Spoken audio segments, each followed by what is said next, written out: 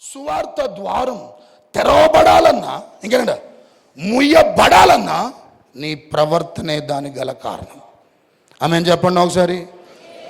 Bible పట్టుకొని వాక్యం బోధిస్తున్న నా బ్రతుకులో ప్రేమికులారా సువార్త ద్వారాలు తెరవబడతాయో లేదో, మందిరానికి ప్రేమికులారా మేము క్రైస్తవులమని అర్థమవుతుందా? చక్కగా బైబిల్ పట్టుకొని మందిరానికి రావటం వల్ల ప్రేమికులారా అలా చక్కగా ఆదివారం వచ్చినప్పుడు ఒక ప్రత్యేకంగా దేవుడు సన్నిధికి ప్రేమికులారా రావటం వల్ల వేషము ద్వారా సువార్త ద్వారాలు తెరవబడతాయో లేదో తెలియదు, కానీ వ్యక్తిత్వము ద్వారా సువార్త ద్వారాలు తెరవబడతాయి. నా వేషం ద్వారా అంటే నా వేషం అంటే ఏంటి? నా వేషం అంటే ఏంటి?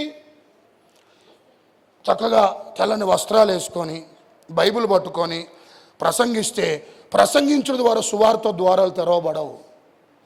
నీ సాక్ష్యము ద్వారా ప్రేమికులారా నువ్వు దేవుడి గురించి ఇతరులకు ఏంటంట ప్రభు మాటలు చెప్పటం ద్వారా సువార్త ద్వారాలు తెరవబడవు. నీ సాక్ష్యము ద్వారా కంటే నీ దేవుడు గురించినటువంటి నీవేదైతే మాటలు చెప్తున్న ఇతరులకి ఆ మాటల కంటే నిలబడి పులిపీఠం మీద ప్రసంగించడం ద్వారా గమనించండి ప్రేమికులారా సువార్త ద్వారాలు తెరవబడవు. ఎప్పుడు తెరవబడతాయి మరి? నీ ప్రవర్తన వేషము కాదు వ్యక్తిత్వము ద్వారా సువార్త ద్వారాలు తెరవబడతాయి. నమ్ముతున్న వారందరూ స్తోత్రాలు చెప్పండి ఒకసారి. వేషము ద్వారా కాదు. దేని ద్వారా అంట? దేని ద్వారా? వేషము ద్వారా. వేషం అంటే ఏంటి? పై రూపం వల్ల ద్వారాలు తెరవబడ సువార్త ద్వారా. ప్రవర్తన వ్యక్తిత్వం చాలా ప్రేమికులారా ప్రాముఖ్యం. అందుకు ఒక ఉదాహరణ బైబిల్ తల్లపైకి ఎత్తండి. యేసు ప్రభుతో ప్రేమికులారా 120 మందిని దేవుడు మేడగదులు ఏం చేయమన్నప్పుడు కనిపెట్టమన్నప్పుడు పరిశుద్ధాత్మ దేవుడు దిగాడు కదా, వారి మీదకి బలంగా దిగొచ్చినప్పుడు అప్పుడు సంఘ స్థాపన ఏమైంది? స్థాపించబడింది. మొదటి సంఘ స్థాపన సభ్యులంతా 120 మంది. ఇప్పుడు ఏమైంది? ఆ సంఘం భూదిగంతముల వరకు వ్యాపించడానికి సాక్షులుగా యూదయలోను సమరియాలోను భూదిగంతముల వరకు వ్యాపిస్తున్న దేవుడు అక్కడి నుండి ప్రారంభించబడినటువంటి ఉజ్జీవం. గమనించండి, యెరూషలేములో సువార్త ప్రకటించబడింది, యూదాలో ప్రకటించబడింది, సమరయాలో ప్రకటించబడింది. ఆల్మోస్ట్ ఆల్ ఒక 11 అధ్యాయాల వరకు సంఘ స్థాపన జరిగినాక ప్రేమికుల అపోస్తుల ద్వారా సువార్తీకరణ జరిగింది. ఎప్పటిదాకా? 11 అధ్యాయం వరకే ఆ అపోస్తుల కార్యంలో. వినండి, కానీ 11 అధ్యాయంకి వచ్చేసరికల్లా ఇంతకాలం ఈ 11 అధ్యాయాలు ముందున్నటువంటి అధ్యాయాల్లో ఏ ఒక్క ప్రాంతములో ప్రేమికులారా సువార్త ప్రకటించబడ్డప్పటికీ కూడా ఏ వ్యక్తిని క్రైస్తవుడు అని పిలవలే. కానీ ఒక్క చోట మాత్రం ఒక ప్రాంతంలో ఉన్నటువంటి ప్రజలను బట్టి మాత్రం క్రైస్తవులు అని పిలువబట్టడం జరిగింది. ఏ ప్రాంతం అది? ఎక్కడది? అపోస్తుల కార్యం 11వ అధ్యాయం 26వ వచనం. అంతియోక్యలో చూడండి ప్రేమికులారా, వారు కలిసి ఉండి ఓకే మొట్టమొదట అంతియోక్యలో శిశువులు ఏమయ్యారంటమ్మా? క్రైస్తవులు అనబడి. మరి 11 అధ్యాయాలకు ముందు ఎంతమందో ప్రేమికులారా అపోస్తులు ఏం చేశారు? సువార్త ప్రకటించినప్పుడు మరి ఎక్కడ? యెరూషలేములో రాలే ఆ పేరు, యూదయలో రాలే, సమరియాలో రాలే, కానీ ఎక్కడ వచ్చిందంట? అంతియోక్యలో. ప్రేమికులారా శిష్యులు వారు నడుచుకుంటున్న విధానాన్ని బట్టి ఏం పేరు వచ్చిందంట వాళ్ళకి? చెప్పండి, అందు చెప్పండి, ఏమొచ్చిందంట? ఇప్పుడు చెప్పండి. క్రైస్తవులు అంటే అర్థం ఏంటి? క్రైస్తవులు అంటే అర్థం ఏంటి? క్రీస్తును పోలి నడుచుకోవటం, క్రీస్తును అనుసరించడం, క్రీస్తును చూపించటం. ఎవరికి? సమాజానికి. క్రీస్తును అగపరచడం క్రైస్తవ్యం. హల్లెలూయా. ఏనండి ప్రేమికులారా, ఒక టీచర్ దగ్గర ఎడ్యుకేషన్ ఉంటుంది, ఒక లాయర్ దగ్గర లా ఉంటుంది, ప్రేమికులారా ఒక ఇంజనీర్ దగ్గర టెక్నాలజీ ఉంటుంది, ఒక డాక్టర్ దగ్గర వైద్యం ఉంటుంది, ఒక క్రైస్తవుడి దగ్గర క్రీస్తు ఉండాలి. ఎవరు ఉండాలంట? చెప్పండి. ఒక క్రైస్తవుడి దగ్గర ఎవరు ఉండాలి అని చెప్పాలి. ఎవరు ఉండాలి? ఎవరిని కనపరచాలి, ఎవరిని చూపించాలి. 11 అధ్యాయాల వరకు క్రైస్తవులని ఎక్కడ పేరు రాలి, ఇంత సువార్త ప్రకటించారు. కానీ అంతియోక్యలో మాత్రం ప్రేమికులారా మొట్టమొదటిసారి క్రైస్తవులని ప్రేమికులారా ప్రకటించడం, తెలియజేయటం అక్కడ మనం చూస్తూ ఉన్నాం. వినండి సంగమ, పాలకూరలో పాలు ఎంత ఉండవో పాలకూరలో పాలు ఎంత ఉండవో, నేతి బీరకాయలో నేతి ఎంత ఉండదో, ఈరోజు క్రైస్తవుడు జీవితం చెప్పాలా? క్రైస్తవుడు జీవితం చెప్పాలా? క్రీస్తు లేని జీవితం, క్రీస్తును చూపించని జీవితం, క్రీస్తును ప్రవర్తనలో అగపరచకుండా, క్రీస్తును క్రియల్లో చూపించకుండా క్రీస్తు లేని క్రైస్తవులుగా చాలా మంది బ్రతుకుతున్నారు సంగమా. హల్లెలూయా. క్రీస్తు లేని క్రైస్తవులుగా చాలా మంది బతుకుతున్నారు. హల్లెలూయా. ఇంకొంచెం బిగ్గరగా చెప్పాలి హల్లెలూయా. మరి అంతియోక్యలు ఎందుకు శిష్యులను క్రైస్తవులను పిలువబడ్డారు? తక్కిన ఏ ప్రాంతంలో ఆ పేరు రాలే క్రైస్తవులను. అక్కడ అంతియోక్య అనే ప్రాంతంలో ఎందుకు క్రైస్తవులని పిలువబడ చెప్పాలా? వినండి, అంతియోక్య ప్రాంతం ప్రేమికులారా రేవు అంటే ఓడలు, లేకుంటే ఇంకా చెప్పాలంటే సముద్ర తీరమందు ఉండే ప్రాంతం. ఏది అంతియోకియా. ప్రేమికులారా ఇప్పుడు అక్కడ సముద్రం ఉన్నప్పుడు అక్కడ ఏం జరుగుతాయి? బాగా వ్యాపారం బాగా జరిగింది. వ్యాపారం బాగా జరగటం వల్ల అక్కడ ఎవరు ఎక్కువ ఉంటారు? బాగా ధనవంతులు ఉంటారు. ధనవంతులు ప్రేమికులారా ఉన్నట్లే ధనంతో పాటు ఏముంటుంది అక్కడ? ఇంకా పాపం కూడా ఉంటుంది. ఏముంటుంది? వ్యాపారం ఉన్న చోట ధనవంతులు ఉంటారు, ధనవంతులు బాగున్న చోట పాపం కూడా ఉంటుంది. కొంతమంది అంటారు కదా, ఇది ఒప్పుకోని మాట అంటారు చాలామంది. ఏం చెప్పాలా? అయ్యా నా పేదరికమే నేను భయభక్తులు కలిగి జీవించట్లేదు కానీ ఇటనండి ఒకసారి, ఇటనండి ఒకసారి అనండి అనండి, నా పేదరికం భక్తిలో నిలకడగా ఉండనీయకుండా చేస్తుంది కానీ అనండి. ఇప్పుడు అనండి మొగట్లే మీరు అనండి అమ్మా అనండి. అట్ట కాదు ఇట్ట కాదు, ఇట్టరాలి. నాకు గనక 4 బిల్డింగులు ఉంటే, 1,00,000 రూపాయలే రెంట్ వస్తే, కడుపులో నీళ్ళు కదలకుండా రోజు స్తోత్రం స్తోత్రం స్తోత్రం స్తోత్రం అంటున్నావు అంటావా? పచ్చి అబద్ధం అది. ఏంటది? 4 ఇల్లులు, 4 అపార్ట్మెంట్లు, నెలకి ఎంత? 1,00,000 రూపాయలు, కడుపులో నీళ్లు కదలకుండా. ఇక నువ్వు ప్రభు రోజు ఎక్కడ కూర్చుంటే ఇక స్తోత్రం స్తోత్రం స్తోత్రం అనుకుంటా నేను స్తుతిస్తా ప్రభు అంటావు. గమనించండి, దేవుడు కొరకు నేను బ్రతకాలి, దేవుడు కొరకు జీవించాలి, ప్రభు మహిమ కొరకు జీవించాలి, నా ద్వారా ప్రభుకి ఏంటంటే అవమానం రావద్దని తలంచే ప్రతి ఒక్కరు కూడా గమనించండి. ఆ తపనే, ఆ రోషమే ఆలోచన కనుకుంటే నువ్వు పేదరికములు కూడా ప్రభుకి మహిమకరంగా బ్రతుకుతావు. ప్రేమికులారా ఇంకా చెప్పాలంటే ధనవంతులుగా ఉన్నటువంటి వారు వారి జీవితంలో ఏమవుతారో దేవుడికి ఒకసారి మనం ఆలోచన చేస్తే దూరం అవడం తప్ప మరొకటి జరగదు. ఏ స్థితిలో ఉన్నా, ఏ పరిస్థితుల్లో ఉన్నా, ఏ ప్రదేశంలో ఉన్నా, ఏ స్థానంలో ఉన్నా, ఏ ప్రాంతంలో ఉన్నా, ఎలాంటి స్థితిగతుల మధ్యన దేవుడు కొరకు బ్రతకాలనుకుంటే మరొకసారి చెప్తున్నాను ప్రేమికులారా, నీ ఆర్థిక స్థితిగతులు ఎవ్వి కూడా ప్రభువు కొరకు బ్రతకటానికి అవి కూడా ఏంటంట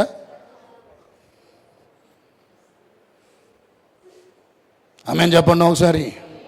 ఇంకొంచెం బిగ్గరగా హల్లెలూయా. వినండి ప్రేమికులారా, నీ ప్రవర్తన ద్వారానే సువార్త ద్వారాలు ఏమవుతాయి? నా ప్రవర్తన ద్వారానే సువార్త ద్వారాలు ఏమవుతాయి? వేషం ద్వారా కాదు. మేము అన్యులు ఆ కార్యక్రమాలకు మేము వెళ్ళమండి, అదేంటిది పసుపు పూసుకోమండి, మేము బొట్టు పెట్టుకోమండి, గాజులు పెట్టుకోమండి, ఇలాంటివి చెప్పుకోవటం మంచిదే, కానీ వాటి ద్వారా సువార్త ద్వారాలు తెరవబడవు. మెయిన్ ప్రేమికులారా నీ ప్రవర్తన ద్వారా మాత్రమే సువార్త ద్వారాలు తెరవబడతాయి. ఆమేన్ చెప్పండి. ఒక చిన్న ఉదాహరణ, ఒక సహోదరి ప్రేమికులారా చెప్పినటువంటి మాట, మేము సేవకుల మీటింగ్కి వెళ్ళినప్పుడు ఆ విషయాలు ప్రస్తావించినప్పుడు ప్రార్థన చేస్తుంటాం, అక్కడ వాక్యం కూడా ప్రకటించాను. ప్రేమికులారా అక్కడ ప్రార్థన అంతా అయిపోయినాక కూర్చొని ఒక దైవజనుడు చెప్పిన మాట ఏంటంటే వినండి, ఒక అన్న 70 లక్షలు మోసం చేసిందంట. ఎంత? ఒక అన్న ఎంతంట? 70 లక్షలు, 70 lakhs. దాంట్లో ఒక 30 లక్షలేమో వాళ్ళ చెల్లివంట, తక్కి 40 లక్షలేమో వాళ్ళ వదినేవంట. చెప్పండి ఎవరివంట? వదినేవి. వినండి, ఆలోచన చేయండి. ఇప్పుడు ప్రేమికులారా గమనిస్తే ఒక 2 నెలల తర్వాతకి వాళ్ళన్న ప్రేమికులారా ఇదే చెల్లి అడిగినప్పుడు ఆయన ఎందుకు అడిగిందంటే ఇల్లు కట్టుకుంటున్నంట, దానికి అయ్యే ఖర్చు 1.5 ఎంత అయ్యిద్దంట, నా దగ్గర డబ్బులు లేవు అని చెప్పి చెల్లి దగ్గర 30 లక్షలు, ఇంకెవరి దగ్గర వదిన దగ్గర ఎంత 40. వదిన అని ఎందుకనంటే వాళ్ళ భర్త చనిపోయాడు, ఇంజనీర్ అంట, మంచి ఉద్యోగం, మంచి ప్యాకేజ్, నెలకి ఎంతో కొంత వస్తున్నాయి, ఉన్నట్టు హార్ట్ అటాక్ చనిపోయాడంటండి. చనిపోయిన కారణాన్ని బట్టి కంపెనీ నుంచి ఏమొస్తాయి, డబ్బులు వస్తాయి. ఇది గమనించినటువంటి అన్న వదిన కాడికి వెళ్ళి, వదిన నేను ఇల్లు కట్టుకుంటున్నా, నాకు కొంత డబ్బు అవసరం 1.5, దయచేసి ఇల్లు కట్టుకోవడానికి ఈ డబ్బులు కానీ నాకు ఇస్తే 40 లక్షలు, ఇల్లు కట్టుకున్నాక మళ్ళీ రేపొద్దున కొంచెం నేను ఫ్రీ అయినాక మళ్ళీ డబ్బులు తిరిగి మీకు ఇచ్చేస్తా, అవసరం వడ్డీ ఏమంటే ఇస్తా అని చెప్పంటే, నువ్వు నాకు మరిది లాంటోడివి, ఇంకేం చెప్పాలి, కొడుకు లాంటోడివి, ఇట్లా నేను దీనికి పేపర్లు ఏమో అవసరం లేదు, తీసుకొని వెళ్ళు, నీ ఇల్లేనో ఒకటే నా ఇల్లేనో ఒకటి అని ఆ వదిన ప్రేమికులారా చెప్పినప్పుడు ఆ వ్యక్తి తీసుకొని ఈమె దగ్గర 30 లక్షలు, వదిన దగ్గర ఎంతంట, మొత్తం ఎన్ని? ఇప్పుడు గమనించండి, ఇల్లు కట్టుకున్నాడు, గృహప్రవేశం అయిపోయింది, అంత అయిపోయింది. ఇప్పుడు ఇచ్చిన డబ్బులు ఏం చేయాలి? మరి వీళ్ళు అడగాలి. చెల్లి అడిగితే నాకెప్పుడు డబ్బులు ఇచ్చినావు, ఇచ్చినట్టు ఆధారం ఏంది, కాగితాలు అయ్యి. ఈరోజు చెప్తున్నా వినండి, ఇంటోళ్ళం కూడా ఏంటంట, ఇప్పుడున్న పరిస్థితి, ఇంటోళ్ళం కూడా వినన్నానా. అయితే ప్రేమిళ్ళారా, సరే అన్న, నా డబ్బులు ఇవ్వకపోయావు, వదిన విధవరాలన్న, 2 పిల్లలన్న, భర్త అన్న చనిపోయాడు అన్న, హార్ట్ అటాక్ వచ్చి అర్ధాంతరంగా చనిపోయాడు, ఆ డబ్బులను కంపెనీ నుంచి వస్తే ఆ డబ్బులను తీసుకున్నామన్న అని ఏడుస్తూ ప్రాధేయపడితే, మీరు నాకు ₹1 ఇవ్వలేదు, మీ దగ్గర నుంచి ₹1 నేను తీసుకోలేదు, ఈ సెంటిమెంట్లు చెప్పి అర్థమవుతుందా, ఏదో డబ్బులు నా దగ్గర నుంచి వసూలు చేద్దాం అనుకుంటూ వచ్చేవి కావు అని చెప్పి ప్రేమికులారా నిర్మోమాటంగా వాళ్ళు చెల్లి అంటే ఒక 2 సంవత్సరాలు మానసిక రోగి అయిపోయిందంట. మా చెల్లి మానసిక రోగి అయిపోతే గమనించండి ప్రేమికులారా, ఈ చెల్లి భర్త అన్యుడు, బాగున్నోడు, సౌండ్, ఆ మానసిక రోగంతో బాధపడుతూ 30 లక్షల గురించి కాదు, 40 లక్షలు వాళ్ళ వదినకి ఎట్ట బతికిద్ది, పిల్లని ఎట్లా పోషించుకోవాలి, తన భర్తే కదా ఆధారం అని చెప్పి ఆమె గురించి ఆలోచిస్తున్నాను. వీళ్ళ భర్త అనుకున్నా కదా, ఈ డబ్బులు నేను ఎక్కడ అడుగుతానేమో, ఒకరు అడిగితే గొడవేమైద్దేమని ఆలోచిస్తుందేమని చెప్పి వాళ్ళ భర్త పోయి వాళ్ళ భార్యతో అన్నమాట ఏంటంటే, పిచ్చిదానా, ఎప్పుడు డబ్బులు అడిగినా, ఎప్పుడు నీకు డబ్బులు అడిగినా మీ అన్న తీసుకుండు అని చెప్పి అన్నా, పోతే పోని, తీసుకొని ఒకవేళ ఇవ్వట్లేదంట వదిలిపెట్టు, అంతగా నువ్వు దయచేసి మానసికంగా ఆలోచించి ఆరోగ్యాన్ని పాడు చేసుకోవద్దు అది అని ప్రేమికులారా అంటూ అనుడు చెప్పిన మాట ఏం చెప్పాలా, మీ అన్న చర్చికే పోతాడు కానీ, మీ అన్న మందిరానికే పోతాడు కానీ, ఆదివారం బైబిల్ పట్టుకొని ఏంటంట చర్చికే పోతాడు కదా. బయట అన్యుడు అట్టనే మోసం చేస్తూ, దేవుణ్ణి ఎరిగినాక కూడా మందిరానికి వెళ్తూ అట్టనే మోసం చేస్తే బయట అన్యుడికి మీ అన్నకి పెద్ద తేడా లేదు అని చెబుతూ అప్పుడప్పుడు బయటోడు అంట వీళ్ళ భార్య బలవంతం వల్ల. ఏ భార్య బలవంతం వల్ల? ఆ చెల్లి బలవంతం వల్ల. ఇప్పుడు అన్న మాటని చెప్పాలి, ఇంకొకసారి నన్ను చర్చికి రమ్మని పిలవ మాకు. ఇప్పుడు సువార్త ద్వారా ఏమైపోయింది, ఎట్లా వినండి, ఎవరన్నా అప్పు చేశారా ఇక్కడున్నవారు? చేతులెత్తండి. అప్పు ఉందని చేతులెత్తండి, నిర్మోమాటం చేతులెత్తండి, భయపడాలి చేతులెత్తండి. అప్పు ఉందమ్మా, ఉందా లేదా? 100 600 తోటి విశ్వాసులకి ₹1 కూడా బాకీ లేకుండా ఇచ్చేసాయి. అమరుగు చెప్తా, దీనితో పాటు ఎవరి కాడైనా సరే అన్యుల కాడ డబ్బులు తెచ్చుంటే చెప్పండి, ఎవరు అన్యుల కాడ డబ్బులు తెచ్చినవారు? అన్యుల కాడ దేవుని ఎరగని వాళ్ళ కాడ తెచ్చుంటే, ఇటు కొంచెం ఆలస్యం, ఎటు ఆలస్యమైనా దేవుడు బిడ్డలకు ఇచ్చే ధనం ఆలస్యమైన వాళ్ళకు మాత్రం అడిగిన వెంటనే నువ్వేం చేస్తావో తెలియదు, నువ్వేం చేస్తావో తెలియదు. ఇంటికి వచ్చి అడిగేదాకా చేసుకోకుండా ఇచ్చేయటానికే ప్రయత్నం చేయి. నీ మంచి ప్రవర్తన సువార్త ద్వారాలు తెరవబట్టడానికి అవకాశం ఉంటుంది. హల్లెలూయా. ఇంకొంచెం బిగ్గరగా హల్లెలూయా. అర్థమవుతుందా? వినండి సంగమా, సువార్త ద్వారాలు ముయ్యబడతాయి గల కారణం తెలుసా? నీ ప్రవర్తన, నా ప్రవర్తన చాలా ప్రాముఖ్యం. పురమిట్లారా, చచ్చిపోయే లోపు ఎవరికి ఏంటంట, ఎవరికి ఒక్క రూపాయి ఏంటంట అప్పు ఉండొద్దు. ఇంకో మాట చెప్తా, ఈ అడిగి తీసుకున్న వాళ్ళు ఏం చెప్పాలా, అడిగినప్పుడు చూద్దాంలే, ఎప్పుడు ఎప్పుడు తీసుకున్నాగా వాళ్ళు అడిగినప్పుడు చూద్దాం అనుకొని వాళ్ళు అడిగేదాకా కూడా దయచేసి వాళ్ళు ఎందుకు అడగట్లేదు అని అంటే గమనించండి, క్రీస్తు ప్రేమను బట్టి అడగట్లే. దాన్ని ఏం చేయద్దు, నువ్వు దాన్ని ఏం చేయద్దు, అలుసుగా చేసుకోవద్దు. ఇచ్చేయి, ఉన్నాయా ఇచ్చేయి. కడుపు జంపుకోనైనా అప్పు చేయమన్నాడు బైబిల్లో. వినండి ప్రేమిట్లారా, ఆ సారెపతి విధవరాలు భర్త భయభక్తులు కలిగి కుటుంబ పోషణ కొరకు ఏం చేశాడంట, అప్పు చేశాడు. అప్పు తీర్చకుండా ఏమయ్యాడు, ఆ అవమానం తీర్చకుండా చనిపోయాడని, ఆ అవమానం వస్తుందేమో అని దేవుడు ముందస్తుగా గ్రహించి ఏం చెప్పాలా, ప్రవక్త అయినటువంటి ఎవరినంట, ఎలీషానా ఏలియానా పంపించి ప్రేమికులారా ఏం చేశాడు దేవుడు, ఆ విధవరాల్ని, ఆ పిల్లల్ని పోషించడమే కాదు, తన భర్త బతుకున్నప్పుడు చేసినటువంటి అప్పును తీర్చాడు. చెయ్యాలి అప్పు కుటుంబస్తులకు, కానీ ఎగ్గొట్టొద్దు. అది క్రైస్తవుడి లక్షణం కానీ కాదు. ఇటు క్రైస్తవుడికి అటు ఇంకెవరికంట ప్రాముఖ్యంగా అన్నులకి మాత్రం దయచేసి ప్రేమికులారా ఇవ్వటానికి ప్రయత్నం చేయండి. నీ ప్రవర్తన సువార్త ద్వారాలు ముయ్యబట్టానికైనా తెరవబట్టానికైనా ప్రేమికులారా నీ ప్రవర్తనే కారణం అనే విషయాన్ని మర్చిపోవద్దు. ఇంకో మాట చెప్తున్నాండి, బాగా పాష్ ఏరియాలో, బాగా డబ్బున్నటువంటి ఏరియాలో ఒక మంచి బాగా కాస్ట్లీ ధనంతో చక్కగా కట్టబడ్డట్టు ఒక మందిరం కట్టబడిందంట. ఎక్కడ, అన్యుల మధ్యలో. అసలు ఆ ప్రాంతం అంతా అన్యులే. తర్వాత ఆ మందిరం కట్టినాక అంటే అందరూ దేవుణ్ణి నమ్ముకున్నారంట. మంచి వారు చుట్టూ ఉన్నటువంటి వాళ్ళందరూ కూడా డబ్బు ఉన్నటువంటి వాళ్ళే. తర్వాతకు వాళ్ళు మారి ఒక చక్కటి మందిరం, వారి స్తోమతకు మించి లక్షలు ఇస్తే అన్యుల మధ్యలో ఒక మంచి మందిరం కట్టబడిందంట.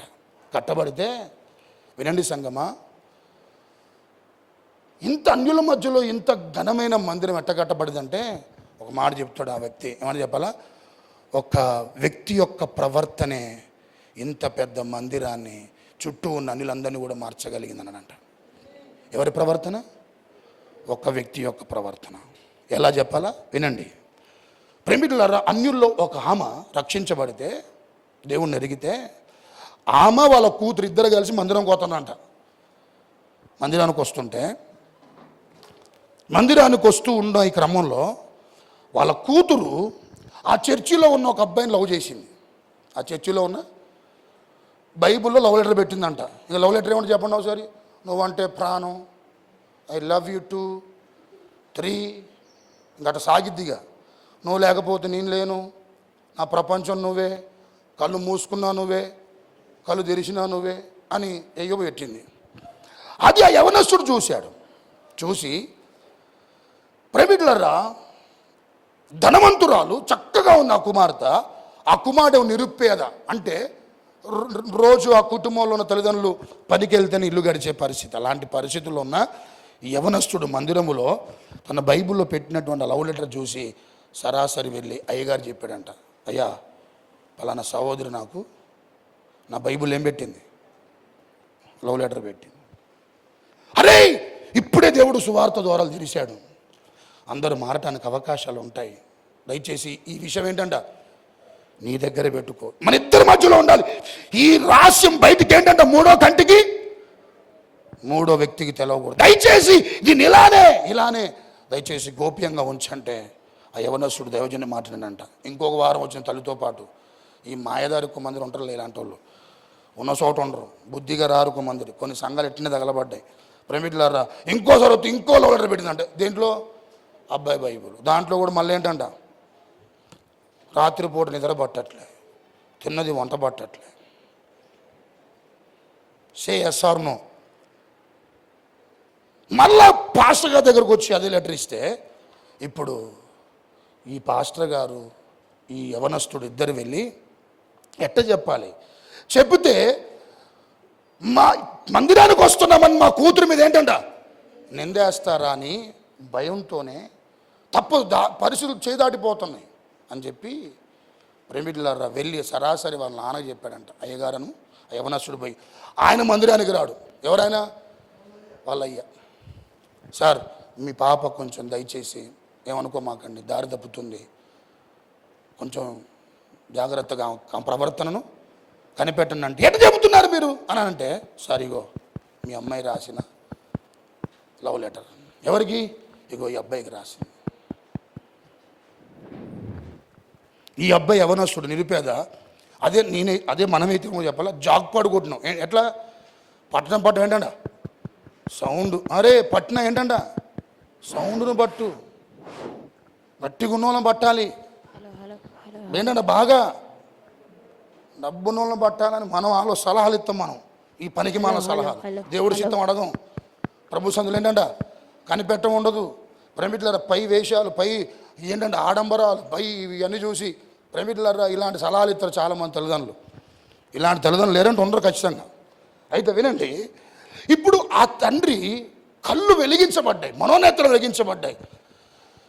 ఈ రోజుల్లో యవనస్తులు అలాంటి అవకాశం వస్తే ఏంటంటే అందిపుచ్చుకొని చక్కగా వినియోగించుకుంటారు. అలాంటిది ఈ వ్యక్తి యవనస్తుడు నీకు చెప్పటమే కాదు, ఇద్దరు కలిసి వచ్చి నాకు మా కుమార్తె ప్రవర్తన సరిగ్గా లేదు, కొంచెం కంట్రోల్లో ఆ బిడ్డను ఒక కంట కనిపెట్టమని చెప్పి అన్నప్పుడు ఈ వ్యక్తే ఇంత నీతిగా ఉంటే ఈయన ఆరాధిస్తున్న దేవుడు ఇంకెంత నీతిమంతుడుగా ఉంటాడో కదా. ఈ యవనస్తుడు ఇంత యథార్థంగా ఉంటే ఇంకా మీరు ఆరాధిస్తున్న దేవుడు ఏంటంటే ఎంత యథార్థంగా ఉంటాడో కదా అని చెప్పి సనాతన ధర్మాన్ని విడిచిపెట్టి ఉన్న ఫలంగా కట్టుబాట్లని పక్కకు పెట్టి ఆ వ్యక్తే ఎకరం పొలములో మందిరాన్ని కట్టుకోవడానికి స్థలం ఇచ్చాడంటండి.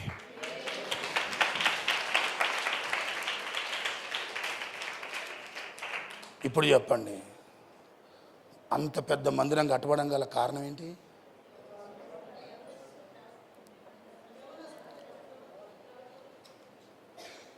ఒక చెల్లి భర్త మందిరాన్ని రాకపోవడం గల కారణం ఏంటి? అర్థమైందా? ప్రవర్తన సువార్త ద్వారాన్ని ముయ్యాలన్నా. హల్లెలూయా. ఇంకొంచెం బిగ్గరగా హల్లెలూయా. ఎవరికి చెప్తున్నాను? నీ ప్రవర్తన బాగుంటాయి, గట్టిగా చప్పలు కొట్టండి. నీ ప్రవర్తన బాగుంటే చెప్తాను. ఇప్పుడుగా లెట్ మీ టెల్. నీ ప్రవర్తన బాగుంటే భూమి మీద నిన్ను నిలబెట్టడానికి నీకు ఆధారం అంటే చేయూతనిచ్చేవారు ఎవరు లేకపోయినా, నిన్ను బలపరిచేవారు ఎవరు లేకపోయినా, వెన్ను తట్టి భుజం తట్టి ప్రేమికులారా నీకు ఆర్థికంగా ఏ పరంగా కూడా సహాయం చేయకపోయినా, నీ ప్రవర్తనే బాగుంటే నీ దేవుడు నీకు ఆధారమై ఉండి నా ప్రభుని దీవిస్తాడు, నా ప్రభుని ఆశీర్వదిస్తాడు. హల్లెలూయా. శూన్యముల భూమిని ఏం చేశాడంట? వేలాడదీశాడు. ఆధారం ఉందా? ఆధారము లేని భూమిని దేవుడు ప్రేమికులారా శూన్యములు వేలాడదీస్తే ఆధారము లేని నిన్ను నా దేవుడు దీవించడా? ఆధారం నీకు ఎవరు లేరు, బ్యాక్గ్రౌండ్ లేదు, ఫైనాన్షియల్ ప్రేమికులారా సపోర్ట్ చేసేవారు లేరు, నాకు పుట్టు పిరివికులు, నాకు ఆస్తిపాస్తులు ఏమి ఇవ్వలే, నేను కష్టార్జితంతో పైకి వచ్చాను అని నీ జీవితంలో అనుకుంటే, నాకు వాళ్ళు లేరు వీళ్ళు అనుకుంటే, if your character can please God, దేవుని నీ ప్రవర్తన ప్రేమికులారా మెచ్చగలిగితే ఏ ఆధారము లేని నిన్ను నా దేవుడు దీవిస్తాడు సంగమా. హల్లెలూయా.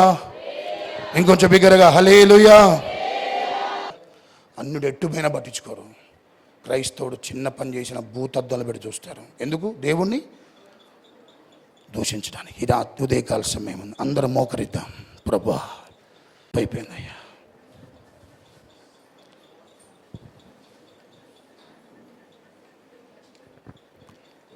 ఒక్క 10 నిమిషాల్లో మనం అందరం రొట్టె కార్యక్రమంలో ప్రేమికులారా పాలుభాగస్వాములుంటున్నాం.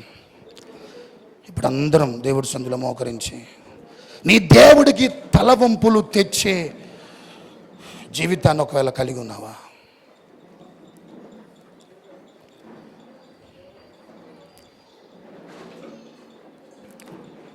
నీ కుటుంబంలో మారని పిల్లల గురించి అన్యులు మాట్లాడుకుంటున్నారా? వాళ్ళ దేవుడు మారుస్తాడేమో, వాళ్ళ దేవుడు సరిచేస్తాడేమో. భర్తలను ఇష్టంగా లోకానుసారంగా తిరుగుతూ నడుచుకుంటున్నటువంటి వారిని చూచి ఒకవేళ దేవుడు అవమానపరచబడుతుందేమో. సోదరుడు, అందరూ ప్రార్థనలో ఉండండి. ఒక కాలేజ్ దగ్గర స్టూడెంట్స్ మాట్లాడుకుంటున్నట్లు, ఒక సినిమాల దగ్గర ఒక ఇద్దరు వ్యక్తులు లోకానుసారమైన మాటలు మాట్లాడుకుంటున్నట్లు ఈరోజు నీ మాటలు ఎట్లుంటున్నాయి? నీ మాటలు ఎట్లుంటున్నాయి? నీ ప్రవర్తన ఎట్లుంటుంది? ఎట్లుంటుంది నీ ప్రవర్తన? నీ ద్వారా నువ్వు ఉంటున్న పని చేసే చోట సువార్త ద్వారాలు తెరవబడాలి సోదరుడు. నువ్వు వెళ్తున్న కాలేజ్ దగ్గర నీ ద్వారా సువార్త ద్వారాలు తెరవబడాలి సహోదరి. నువ్వు ఉద్యోగం చేస్తున్న దగ్గర నీ ద్వారా సువార్త ద్వారాలు తెరవబడాలి. ఈరోజు నీ ప్రవర్తన ఏమో ఒకవేళ అనేకులు రావటానికి ఇష్టమున్నా నువ్వు ఒకవేళ అభ్యంతరకరంగా ఉన్నావా? నిన్ను తిడతారో తెలవ సోదరా, నిన్ను దూషిస్తారో తెలవా, కానీ ఒకటి మాత్రం వాస్తవం, తరతరాలు దేవుని దూషిస్తారు.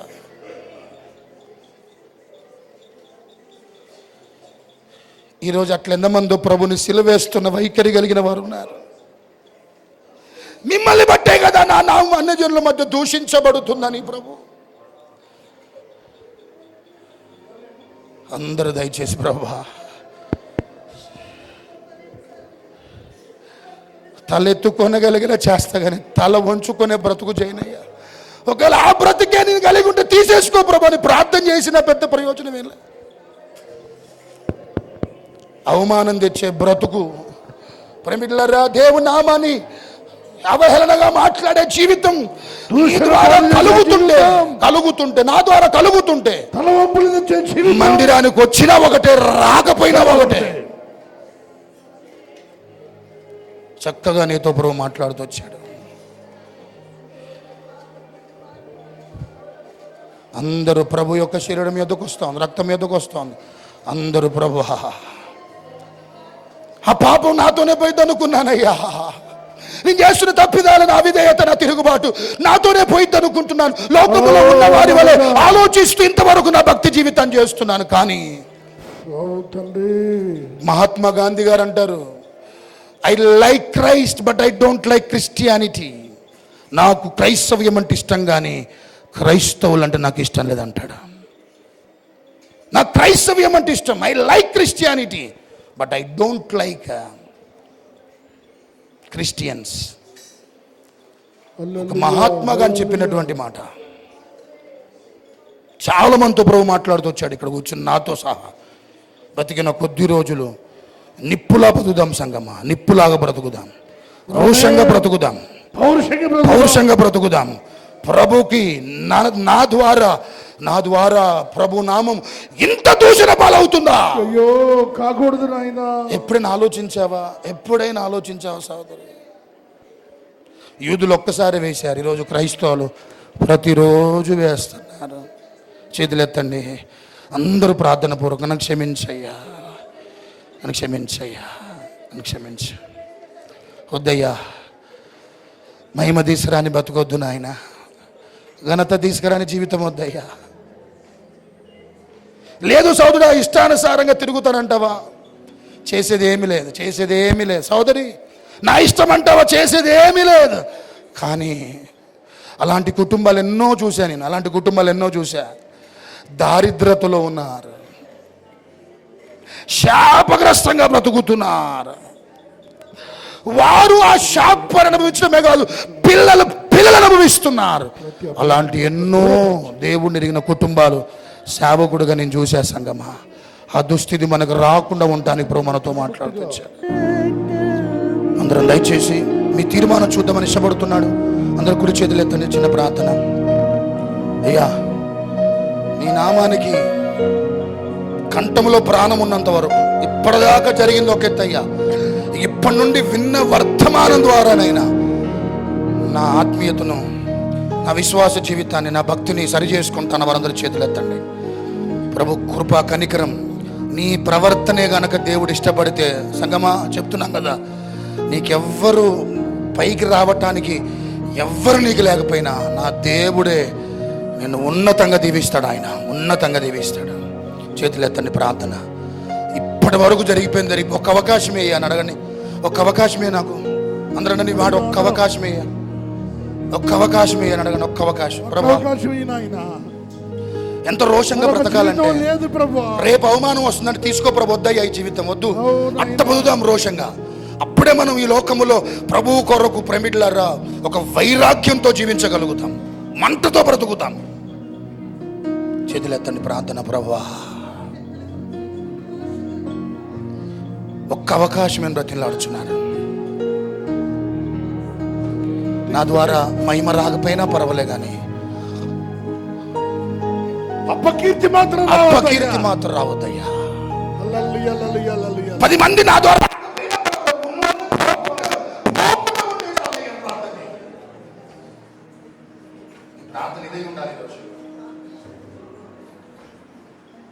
శతాబ్దాలు మాట్లాడుతున్నారు. లోతు గురించి ఇప్పటికీ క్రైస్తవేత్తలు ఇప్పటికీ మాట్లాడుతున్నారు. దావీదు ఎంత ఇష్టానుసారంగా దావీదు గురించి ఈరోజు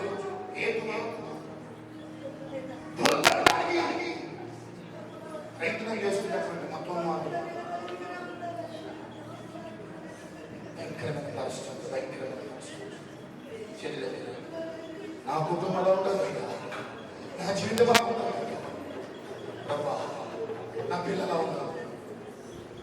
చెల్లెళ్ళ బిడ్డలందరి తీర్మానం నా యేసయ్య స్థిరపరచునుగా.